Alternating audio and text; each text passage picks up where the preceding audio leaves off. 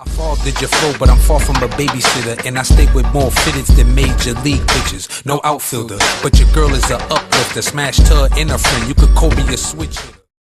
Yo, what's going on, everyone? It's Legend in 2 Games, Sophisticated Mindz. You know, we back, man. We had to come to Brooklyn. Check my man, Johnnie Floss. You already know. I appreciate y'all having me, man. Definitely. Appreciate the invite, man. We out here in the studio. We know you cooking up something crazy. Yeah. But before we get into the work, let's let the people know, who is Johnnie Floss? Johnnie Floss is basically, he's a commercial artist, very lyric driven, ladies man, creative, an artist that also likes to step out the box too, but still keeps it very much hip hop. Now, one of the things, and you mentioned hip hop to end that off, doing research, seeing you perform live, lyrics are always hitting, but you're very methodical with your flow. And I'm big on flow. Flow is one of the key components of the game that I think people overlook. Is that something that you've always had, or is that as you've grown as an artist, it really focused on that delivery and that flow? No, it definitely helped. I actually got help, I would say. Just time, practice, you know what I'm saying? I really didn't really know how to project my voice when I first started. I was really raw, you know what I'm saying? I could really rap, but it was my first time being in the studio. I didn't know about vocal projection. I didn't know how to like construct songs, stuff like that. So over time, my flow has gotten better. When I first started, I wasn't really like in my pocket. You know what I mean? It took me a while as far as like the long pauses between a bar, or the way, you know, my breath would be after I say a certain punch with a lot of aggression. You know what I mean? So little things like that, it took me a while to get, you know what I mean? So, you know, luckily, you know, I gotten better, so I'm here. Absolutely. You're putting a lot of years of work, man.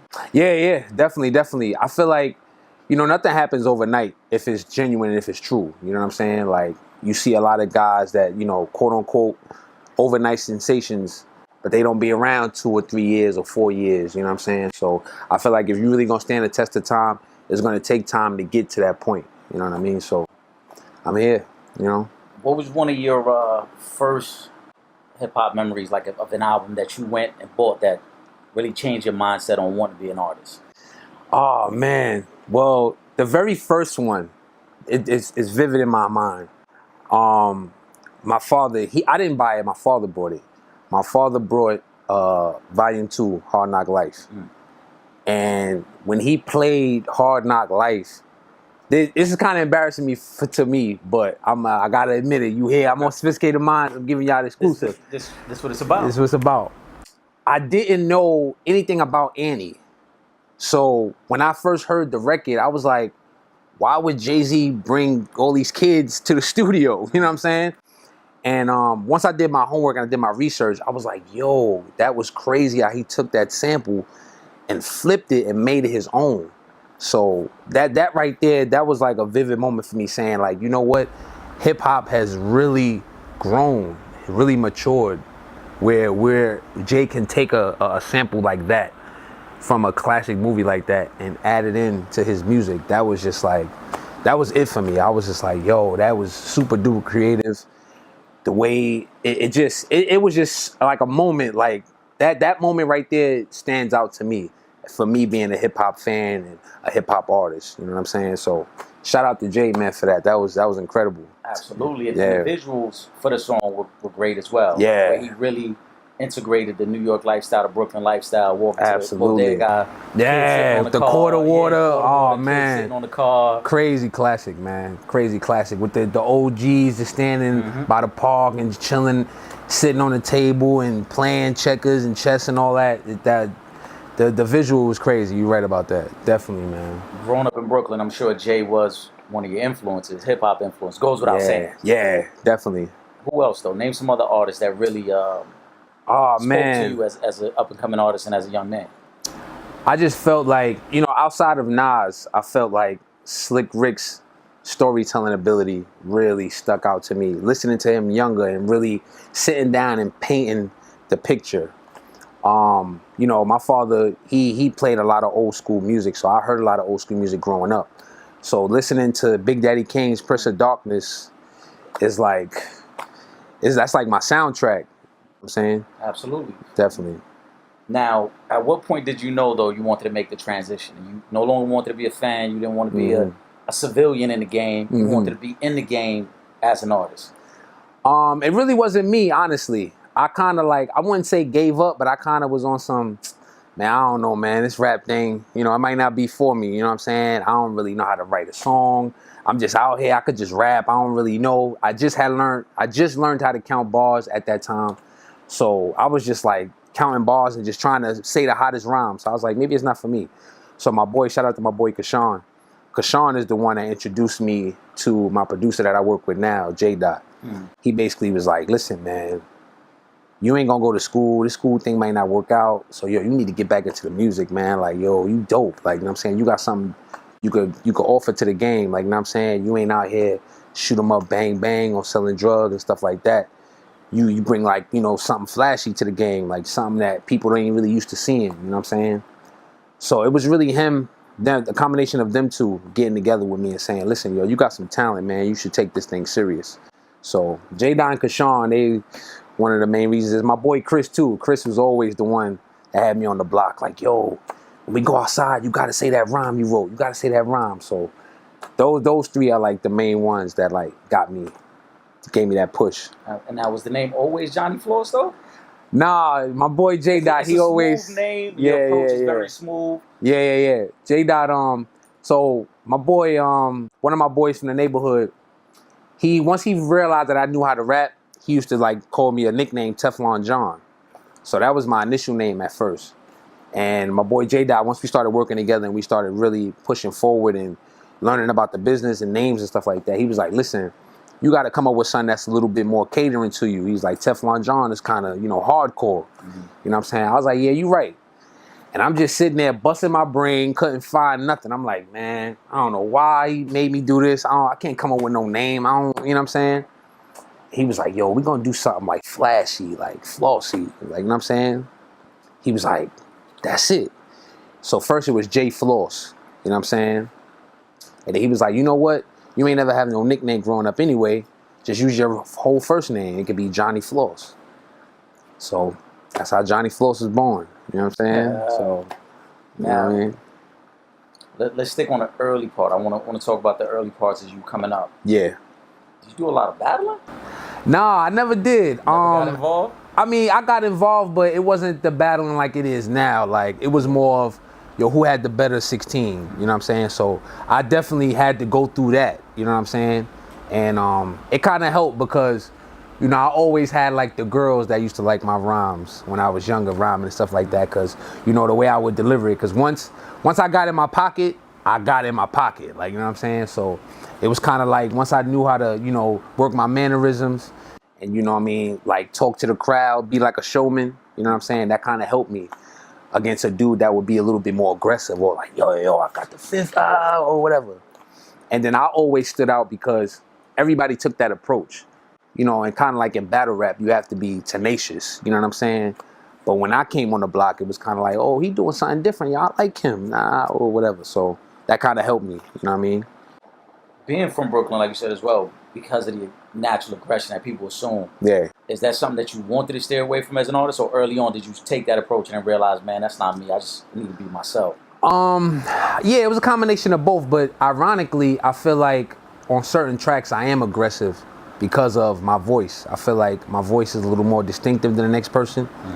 Because once I learned how to vocal project, that helped me a lot. You know what I'm saying? And when I record and I hear myself, my voice is a lot deeper than it actually sounds like now. You know what I'm saying? So that kind of groomed me too as an artist. Like, you know, I don't really have to double as much, or I might not have to like add a certain ad lib here, or I might have to there. You know what I'm saying? So all those little things kind of help me and groom me to where I'm at. You know what I'm saying? And how I approach recording as well. You know what I mean? Absolutely. And with the process of recording, like, you and the producer been working together for quite some time now. Yeah. Shout out to my bro Sham Tracks. We're actually here in his spot. We in Rockwell Studios right now, and I usually record here. If I'm not here, I'm at 259 with my boy Eluse. Shout out my man Eluse too. Those are usually the main two spots here and there where I record at. And basically, my recording process is I'm a writer. You know what I mean? A lot of people don't have the skill of not being able to write their rhymes down, because I've come across a lot of artists that do that. But for me, I like to craft that thing. I like to make sure my point is across, and I like to, you know what I mean, really take heed on putting the pen to my pad. You know what I mean? Yeah, that was gonna be my next question for you, because it became a fad for a little while where everyone's like, nah, I don't write. Yeah. They heard Jay say it, you know what I'm saying? They heard Wayne say it, and then it's like, nah, I don't write. Yeah, man. I'm not ashamed. Like me, I'm not. I live by the saying, there ain't no future in fronting. You know what I'm saying? So when it come to me, I write my lyrics down, man. Because, like I said, I don't really have the luxury of having that perfect memory where it could just be like, if I say it enough, it'll be there. Like sometimes I gotta go in there and just really practice it, rehearse it, look at it. You know what I'm saying? And then sometimes, you know, you'll figure out, like, as far as for me, you'll figure out how you want to approach the track after I'm looking at the words and I'm hearing the track. You know what I'm saying? So I could change it right then and there. That works for me. Other artists go off the field. So if they mess up or they go in, it's not a third, you know, it works out for them. But for me, I know I'm always thinking about time. You know what I'm saying? Because when you're in the studio, you got to pay for the time. You know what I'm saying? So if I book the session for 3 hours, I got to make sure I'm utilizing that 3 hours to the best. So I want to make sure I'm properly rehearsed and properly going in there with the right mindset. Absolutely. Man. What's the prep time? Because obviously writing it, you come across things, you want to touch things over. Now, Yeah. is there ever a point where you like just write a verse and feel happy with it, or is one of the things that you're constantly touching up as you go through? It depends, honestly. If I feel like it's not really, well, for me, if the first 4 bars is flowing in and it's coming good, I know it's gonna be quick. It might be like a 1 or 2, maybe 3 takes. Mm-hmm. You know what I'm saying? But if it's something that I know I got to go back and touch up on, it'll take a little while longer, but not that long though. You know what I'm saying? Because once you've been doing this for a while, you know your style, you know how you record, you know the type of artist you are. So it ain't gonna really be that tedious. You know what I'm saying? So yeah. So now, as we you know continue to talk about your career and things you got going on, you've had some very exciting things come about recently. With Mano, traveling involved. Showcases, Bars 4 that you were just a part of. Yeah, definitely. So, seeing the progression that your career has made, you know what I'm saying? Like, how does it make you feel? This is something that you really stuck with early on. Yeah. And now you see some of the accolades coming back now. Yeah, I mean, I think that's the most fulfilling thing about it. You know what I'm saying? I think, you know, you always gonna have days where you might feel discouraged or you might be on some, well, damn, man, I feel like nobody ain't really gravitate to this record, or am I really cut out for this kind of thing? But like you said, once those accolades come, it kind of keep you steadfast and it kind of keep your mind focused on the main goal, whatever that main goal is for any artist. I know every artist's goal is different, you know what I'm saying? So, you know, I think those things definitely help. What's one track that's probably come out over the last few years that you wish, like, man, let me get that beat, I'll go crazy on that? Oh man, let me see. Something recently that came out? I would say let's say last 3 years. We don't want to go too far back. Right. Last 3 years, something that's come out of like, man, I'll kill that. The last 3 years? I you know what? All right, let's do it this way.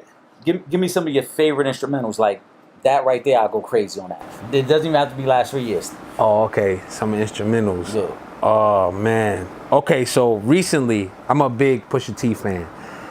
Infrared is, oh man. I love what Pusha did on it though. I love it, but I definitely feel like I could definitely kill that. The classic one, of course, What We Do, Freeway, Beanie Sigel, and Jay-Z. I just feel like that instrumental is just crazy. Like, it has that like cypher feel, but at the same time, it got like a little soul to it. It got a little grime to it. You know what I'm saying? Oh man, what else? Man, it's so many, man. I did a freestyle years back over Jay-Z's If It's Hot, It's Hot. When he did 50 Cent with the one line. I think that instrumental was crazy. Yeah, it's a few, man. It's a few. I can't think of them off the head right now, but it's a few. It's a few that I like. There's you know some joints out there. Yeah, it's definitely some joints out there. Definitely. Now, you touched on it earlier too, that you like to put some out there that's appealing to the ladies. Yeah. That Cool Floss joint going on too. Yeah. I just feel like that's a lane that's easy for me to get into, being the fact that I kind of take pride on how I look and my appearance and stuff like that. And like I said, I'd never been on it where it was like I was a super gangster, or had issues on the block with people, none of that type of stuff. So I just felt like for my hip hop to be genuine coming from me, I have to be true to myself. So I've always been about, getting money legally. I've always been about getting fly, looking sharp, you know what I'm saying? So why not rap about it, you know what I'm saying? You feel that's your place in the game? Like that's your pocket right there? Yeah, I feel like that's my pocket, man. So, just to get a segue into a mixtape I got coming out, it's called Too Cool for School. It's basically a themed kind of mixtape, so I don't want to give it away what the theme is. I want people to listen to it. Early in it. Yeah, listen to it and check it out. You know what I'm saying? Bet. Yeah. So, and to rewind just a little bit too, some of the traveling going on. Yeah. How do you feel you're received out of state? Oh man, the love is crazy. I just recently opened up for Day 26 out in Cleveland, and they had a meet and greet at the end of it. So I didn't know where the meet and greet was at. I just happened to be going to the bathroom, and the line that they were waiting on for them was by the bathroom. When I came out the bathroom, a young lady just screamed, "Oh my God, Johnnie Floss, I love you," or whatever. And it was about me for like a good 10, 15 minutes because they were getting ready. They was, freshening up to get ready to come back out. And it was like love, man. They was taking selfies and taking pictures. "Oh my God, give me an Instagram, give me information, or whatever." Had a couple groupie moments. It was kind of crazy. So living your best life. Yeah, man. So it was love, man. The love I get OT is really dope because I feel like being from New York, the crowds here are a little more harsh because people don't like saying, "Yo, your joint was hot, son." Yeah. Like another artist, but they feel like it's competition. Absolutely. And rap is a competitive sport. Don't get it twisted. But there's nothing wrong with saying, "Yo, son, you killed your set, son. Yo, that joint was hot." OT, I don't have that issue. Like the local artists that's from there, they like, "Yo, bro, man, yo, y'all New Yorkers, man, y'all be kicking that shit. Yo, man, that shit you had was hot, or whatever." So the out of state love is definitely dope, man. It's fulfilling. It definitely inspires you. That's crazy you say that too, because in the past we've seen like French really built up his platform down south. Right. Mm-hmm. Another Brooklyn cat, controversial, but Tekashi kind of did the same thing. Yeah. You know what I'm saying? Have you ever thought about like, yo, let me focus on out of state and then work my way back to the city, or is that something that's like, nah, it's got to be here first? Honestly, I really don't mind, man, because at the end of the day, I'ma stay true to me. I know I'm Brooklyn. Brooklyn is in my blood. I'm a rep Brooklyn to the end. You know what I'm saying? So whether it happens out of state or whether it happens here, it's always gonna be Brooklyn first and foremost with me. You know what I'm saying? So, if it happens OT, it happens. If not, then it'll happen where it's supposed to happen at. You know what I mean? I hear that, man. Yeah. And we touched on it earlier on a big feature you had. Who's somebody else you would love to work with? Oh like man, number one on the list. I'm sure Jay is somewhere on that list. Yeah. So let's keep him out of it. Yeah, I don't know if he's. I don't know. It's gonna be hard to get him out because people that, unless you like Drake or somebody, I don't know. He seemed like that's the only ones he rapping for right now. But yeah, I would love that. I would love Jay. I think the dream one though. Honestly, can I pick two? Because let's get two. I want to have a rapper and I want a singer. Okay. I definitely would love for us just knowing that I get that comparison, even though I see the difference between us, but I can understand why I get the comparison. But me and Fab, man, I feel like me and Fab could really get on some fly Brooklyn shit. Fab, one of my all-time favorites. Yeah, and we could really get on some fly shit and punch and really go in like the way we supposed to. Mm-hmm. And then as far as a singer, I have a lot of favorites, but I gotta pick two. I'm sorry, because these two singers, all right. These two are like my favorites because they kind of like out of the box, but they still R&B. It's true to R&B. Anthony Hamilton, I'm a big fan of his, man. I just feel like his style is a lot different than the typical R&B singer. And The Dream, man. The Dream. I just feel like The Dream is kind of like what R&B is on a like more rougher side, you know what I'm saying? Because side. yeah, you know what I'm saying. So those two are the main. It's plenty, but those two are like at the top of my head. You know what I'm saying? And when you put a project together, since we're talking about features and collaborations, like, do you prefer to solo on the joint, that way your message gets across, or you're more the type that wants the collaborations and wants a lot of people involved with the project? It's a little bit of both. I feel like certain songs is like, you know what, people gotta hear what I'm talking about. They gotta get these bars and that's it. And then sometimes I hear something, I'll be like, you know what, let me give a call to somebody because I can hear this person on there. You know what I mean? Like, for instance, me and my boy Voice, shout out to him, his Instagram is Songful Soul Voice. We working on a mixtape together called Bad Boys at BK. Okay. And it's basically a play off the movie Bad Boys with Martin Lawrence and Will Smith. So, you know, just us getting together and doing that, it kind of like opens your mind to saying, okay, you know what? If I throw this beat to him, I know he'll kill this as well as I will kill it too, because, you know, it complements our styles. And then sometimes you could be like, yo, you know what? Let's step out the box and jump on this. Because I know with your voice, you know, I could come up with something, you know what I mean? You could come up with something, stuff like that. So I'm a fan of both, you know what I'm saying? I'm a fan of making a stamp with your own self and marking your brand.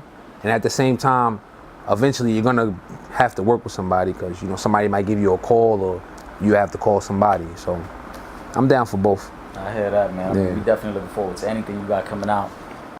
Like I said, if you guys haven't, man, check out Johnnie Floss. The performance is crazy. Like I said, the stage presence is great. Thank you, man. Thank you. The bars, and you also, for the extended family, of Sophisticated Mindz, Real Fans, Real Talk. Yeah.